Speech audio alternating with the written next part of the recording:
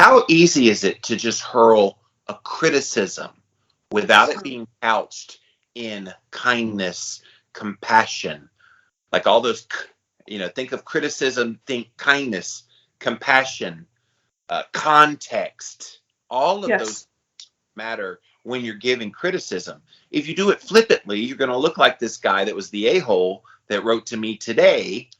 And, it's unfortunate because I always kind of make a joke. Wow, your mama must not have grown you very well to know how to talk to people. But here's what you should have said. So, and sometimes that corrective act. Look, we got to bring this in because we talk about this all the time. Trauma. It's a trauma response to be a criticizer. Probably because you were criticized. Yes, which I was thinking about too. That propensity that you had to criticize when you were 14.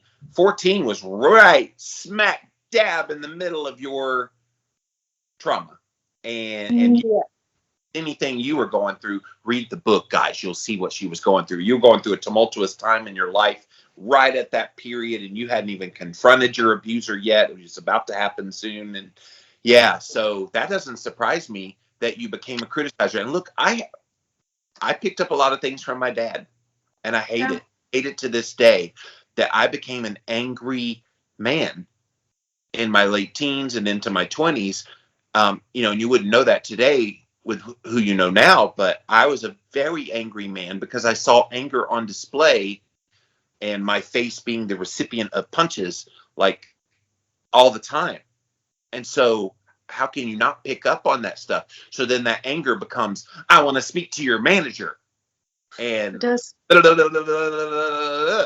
And when you have that hurt in your life, the whole hurt people, it's easy to criticize within that context, which is why I always now try to show love and compassion to those people because they're projecting that anger onto me through their criticism of me, but it may not be for me at all. That is such a sign that Jimmy has gone one step deeper and has found some personal growth. That is it right there. The fact that you can look at somebody else and receive criticism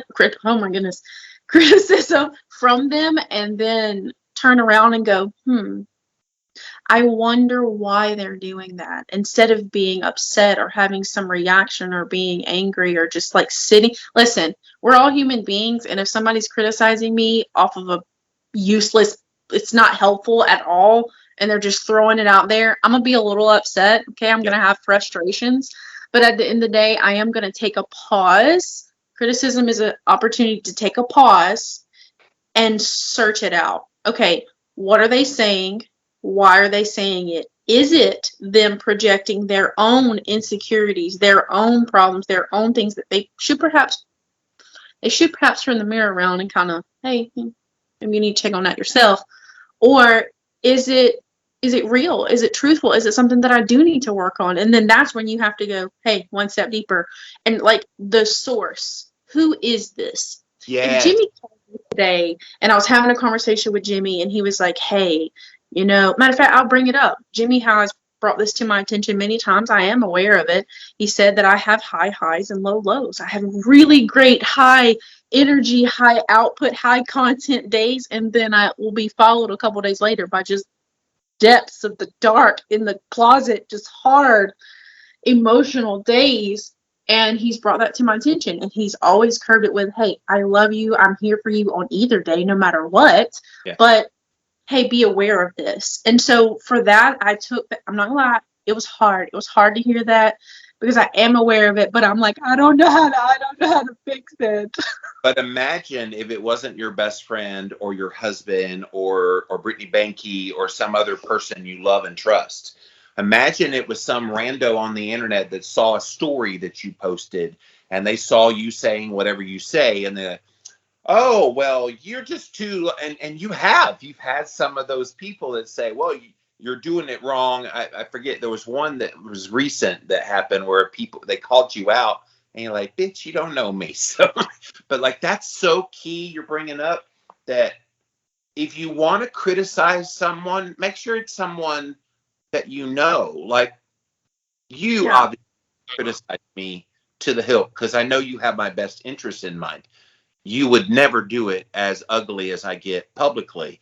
But you have been firm with me, and you have had very clear criticism of things. You kind of have this tendency. Can are you aware of it? And we have a discussion, and it's wonderful. No, I don't like it. I don't, just like you didn't like it when I called out the high, low, low thing. But I have your best interest, and I know you have my best interest. So you listen to it, and you're more apt to take it as an opportunity than to turn it back on that person. Well, if you're going to say that about me, let me throw it back at you, because that's what usually happens. Right. But the internet, it's all these people that they think they know you, especially, well, you're a public figure now too, being a podcaster, but like, especially when you're a public figure, and he was like, well, you're in the health and wellness space. You've got to be perfect in your weight and health. And I'm like, yeah, fuck you. Like, my niche is those people that do everything right and they still don't see the results. That's my niche. Yeah. Hello, right there with you. I don't talk about it because it ain't nobody's damn business what my body looks like or what I do with my body. But I'm that person too, which is why I have such a heart for the people. I have a heart for you because of the people that lash out and act like this. Because I'm like, Jimmy's not the only human being who has this issue. And so when you criticize, it was kind of like the 50 Cent thing when the memes were going around after the Super Bowl and they were commenting on 50 Cent's weight and calling him, oh, he must be dollar now. Like, fuck you. Fuck all the way off about that. Will he ever see it? Perhaps not. But will your friend who struggles with body image see it? Yeah, they will. So maybe shut the front door. I'm so upset about this topic. And Lizzo got it quite a bit, and like every actress, like, my God, who was it I was reading about? There was some actress that talked about gaining 40 pounds during the Black Plague, and it's like, look, we're not immune. And it's not just that. Like, criticism goes beyond just weight, but weight's one that you and I know very abundantly that people criticize us about. So it's easy to go there. And yeah. I feel like criticizing, just take a breath, guys. If you're on the critical end of things, just take a breath. Can you imagine what would happen if before people criticized, they just said, all right, let me think a second. How is this going to respond in them? What is my motivation for the criticism? Is it to just bring them down and make them feel bad? Or am I truly having a heart? And that's what this guy right before we came on the air was like, I just want to help you. Can't you see that? I'm like, no, because you said I'm sneaking donuts. You said that I'm not doing what I say I do. You say that I'm this and I'm that. And you made up all these fabrications, and then you say, I want to help you. Well, if you made up the fabrications, you don't want to help me because you would have learned those things first before you started criticizing and before you offered your help. Like, even if he wanted to help and even if he had all the best help in the world, I still wouldn't want his help because he proved he's a liar. Yeah. And absolute painful. It's just an all around no for me. What was his name on American Idol? It's a no for me, dog. It's a no for me. You know for me, dog. Sorry, dog. You didn't. Randy, just a no for me, dog. But yeah, I think about, so on this topic of criticism, and I am aware of how harsh I can come off on some things that I say. So I've curbed it and I've learned and I've grown. But Wildman probably gets it the hardest because I can be my full self with him. Even though, Jimmy and I are really great friends and I can still offer him criticism, not quite as gingerly as I would, just a random, Yeah. I don't criticize random strangers. I do not. I don't. I do not do that. But maybe like someone that I'm not. You still try to soften it. You're always like, are you I'm like, I adore you. Like, you could tell me to go to hell and I'd be like, oh, wow, have you been there? So.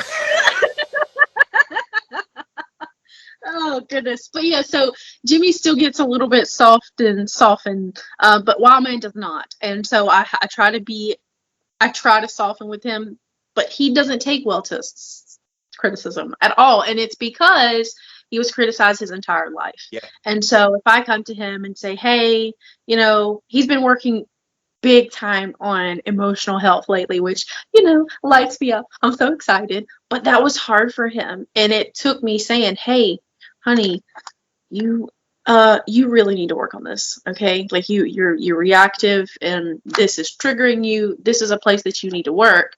And instead of him like being like, yeah, okay, that hurt, but yeah, you're right. It was always like, absolutely not. Nope, I'm not doing that. And he's never ever yelled at me or raised his voice, but like you can just tell in his demeanor, he's just like, nope, I'm not doing that. Not taking your criticism. Who are you to tell me that? So that's so fun conversation. Satan.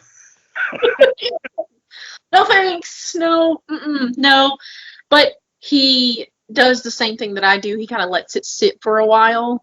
It takes him a longer time to marinate on what I say, and he'll come back and be like, you know that thing you were talking about? Yes. Yeah. Yeah, I've learned to like marinate it for a second and be like, oh yeah, you're right. Yeah, Jimmy, I do have highs and lows. Yeah, and I mean, that's the mature response. That's the opportunity that we're talking about that criticism gives you. I think what happens is people oftentimes hear the criticism and they get caught up in the moment. Here is a healthy way to respond, guys, when you get criticism.